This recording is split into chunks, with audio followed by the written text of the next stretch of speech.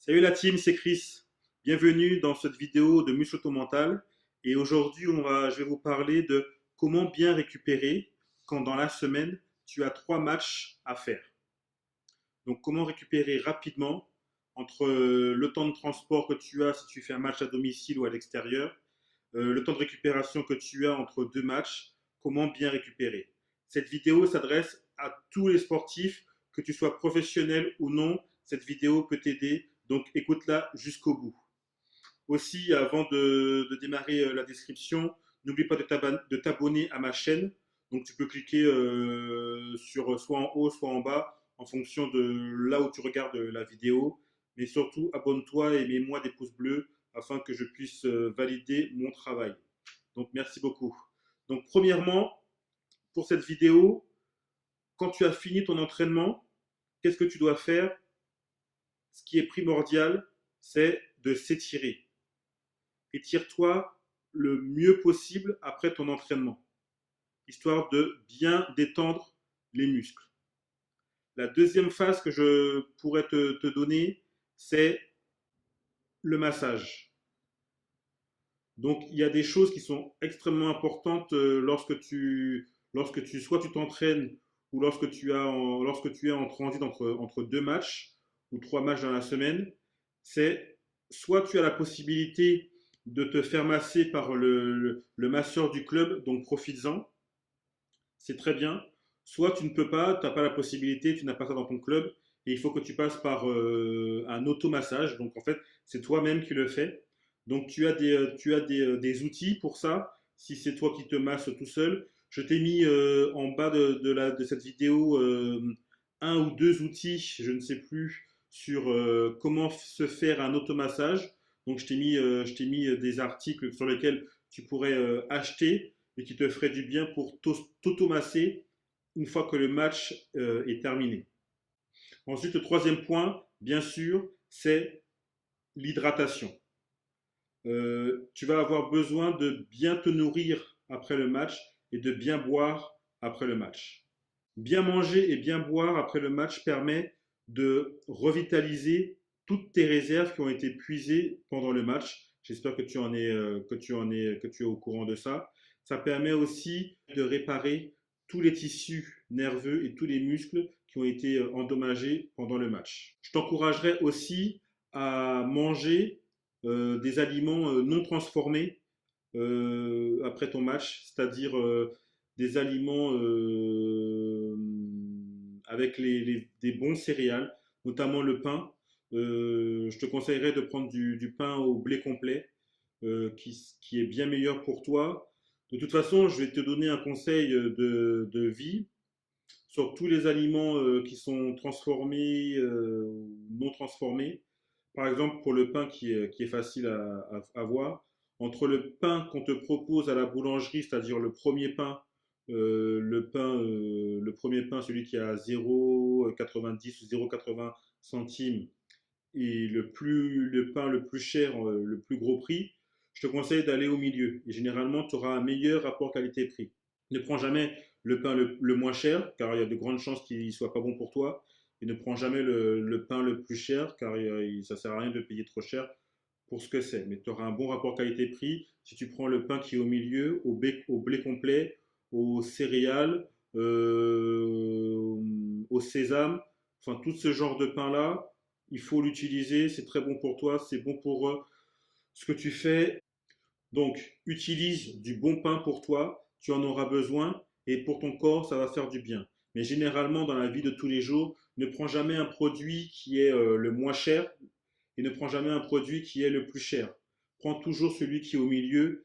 Il y a une forte probabilité que ce soit celui-là qui soit un bon rapport qualité-prix pour toi.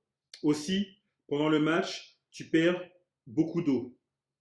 Donc, ce qui serait intéressant pour toi, c'est de savoir combien d'eau tu as perdu durant le match pour le récupérer après le match. Donc, pour cela, si tu es professionnel ou pas, tu as la possibilité de le savoir en achetant une balance particulière.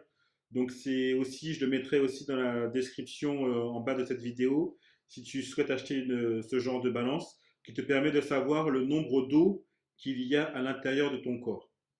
Donc, l'idéal, c'est quoi? C'est de savoir, c'est de te peser avant le match ou même avant l'entraînement et de te peser après l'entraînement pour savoir le nombre d'eau que tu as perdu, pour savoir ce que tu dois utiliser comme pourcentage d'eau après le match ou après l'entraînement.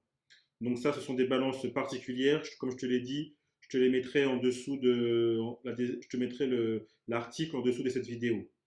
Donc ça, c'est quelque chose que tu dois aussi savoir. C'est combien d'eau il y a à l'intérieur de toi et combien d'eau tu as perdu durant le match. Ensuite, tu fais un petit calcul pour savoir le pourcentage que tu as perdu et que tu récupères par la suite.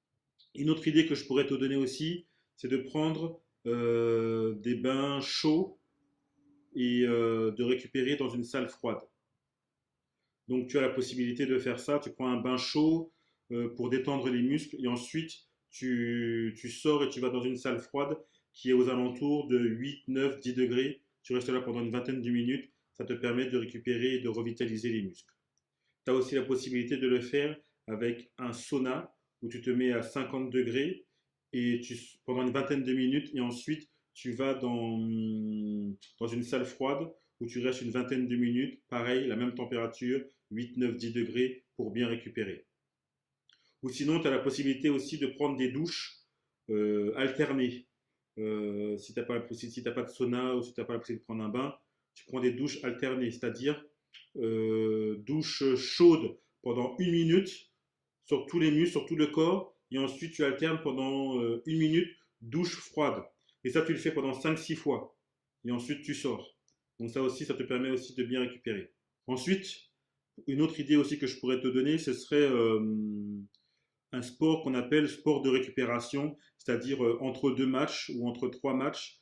Il ne s'agit pas de rien faire, mais il s'agit de se mettre en détente, c'est-à-dire en récupération. On est en mode récupération, c'est-à-dire de ne pas faire quelque chose de violent.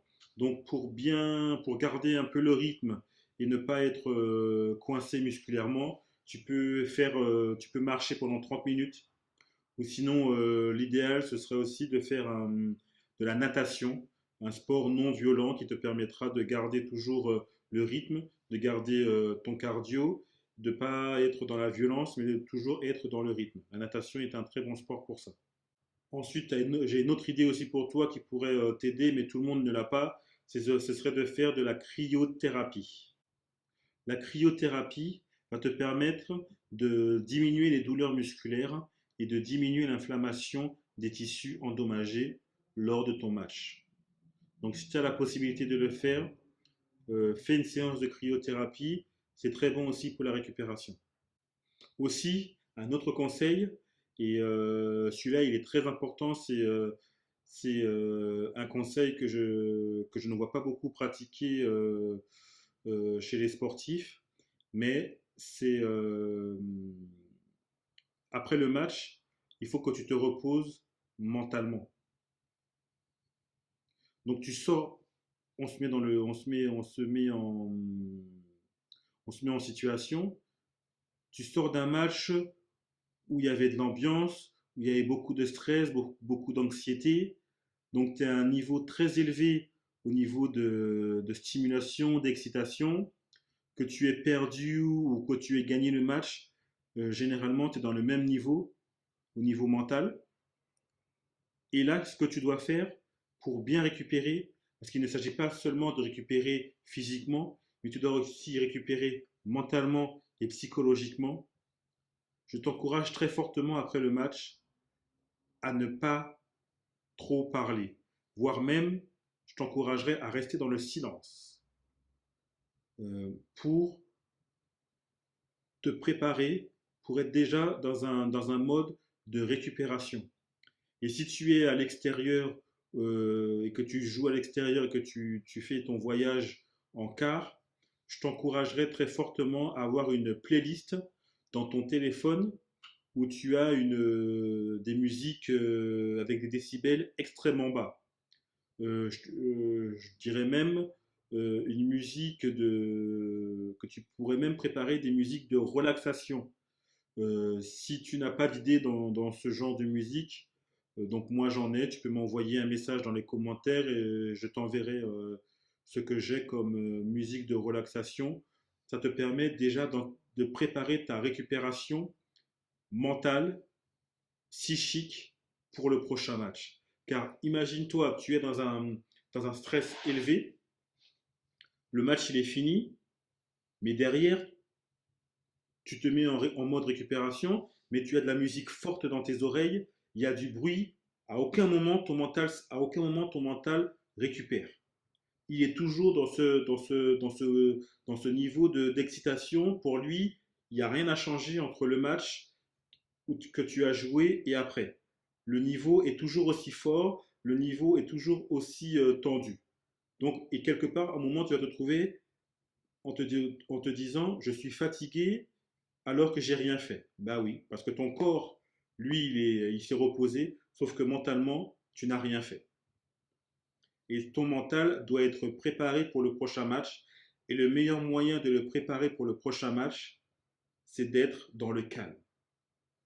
Donc je t'encourage à, dès que le match est fini, à faire ce que tu dois faire au niveau physique et physiologique, mais pour ton mental, reste dans le calme, ne parle pas trop, fais retomber la pression et prépare ton mental pour le prochain match. C'est-à-dire repose-le. Mets-le dans un niveau de calme pour préparer ton psychique, ton psychisme pour le prochain match. Et si tu ne le fais pas, tu restes dans un niveau d'excitation qui est toujours élevé et au bout d'un moment, ton cerveau il va dire stop, il faut que je m'arrête. Et du coup, pour toi, il n'y a plus rien qui va suivre. Ton corps ne va pas suivre et les blessures vont arriver. Ensuite, la récupération ultime, qui est au-delà de tout, c'est le sommeil. Ne néglige pas ton sommeil. C'est l'outil le plus important pour la récupération de tout ce dont tu as besoin. C'est le sommeil, car le sommeil est réparateur. On apprend plus en dormant qu'en étant toute la journée en train de faire des choses. C'est lorsque tu dors que que tu emmagasines tout ce que tu as appris durant la journée. Les choses se mettent en place quand tu dors. Et si tu négliges ton sommeil, les choses ne seront jamais mises en place correctement. Tu as besoin entre 7 et 9 heures de sommeil. Mais je ne parle pas de sommeil léger. Celui que tu as quand tu rentres d'un match, quand tu joues à l'extérieur, quand tu es dans le car, tu es mal assis, t'es mal positionné, tu dors, mais ce n'est pas un sommeil profond. C'est un sommeil léger. Ce n'est pas de ce sommeil-là que je parle. Je parle du sommeil que tu feras quand tu seras chez toi, dans ton environnement que tu connais, dans ton environnement où tu es apaisé, où tu as la tranquillité. Aussi, ne pas aussi négliger l'oreiller avec lequel tu dors. Ça aussi, c'est très important pour la récupération, notamment sur les nerfs cervicales. Si ton oreiller il est pas bon, si tu dors mal, c'est tout ce qui va se passer derrière qui va être endommagé. Donc le sommeil est très important. Si tu n'as pas d'idée d'oreiller qui serait adéquate pour toi, je t'ai mis aussi en bas de cette vidéo un oreiller qui est adéquat pour la bonne récupération et le bon sommeil. Le sommeil, je le répéterai jamais assez, est extrêmement important.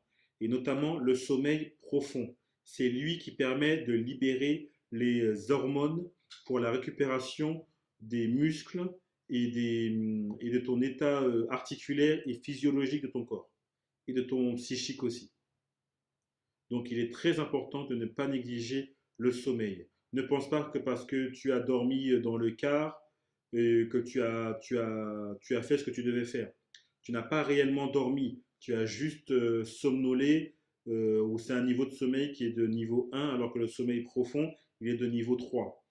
et tu dois être dans ce sommeil profond pour bien récupérer. Le sommeil de niveau 1 n'est pas du sommeil. Tu n'as pas encore bien récupéré. Ton corps n'a pas fait ce dont il devait faire. Donc ce n'est pas parce que tu as dormi et que tu as fermé les yeux que tu crois que tu as dormi. Tu n'as pas réellement dormi. Tu es juste dans un état de sommeil léger qui te permet d'être dans un état de calme, mais tu n'es pas dans le sommeil profond. Et c'est dans le sommeil profond que les choses se font et que tu dois avoir. Et ce sommeil profond, il doit être entre 7 et 9 heures. Donc voilà, ce sont les petits conseils que je peux te donner si dans la semaine tu as 3 matchs à faire. Donc pour bien récupérer, ce sont les conseils que j'ai. Donc n'oublie pas de t'abonner à ma chaîne et je suis sur tous les réseaux sociaux. Si tu as besoin de conseils, tu peux me contacter à tout moment. À plus et à la prochaine. Bye.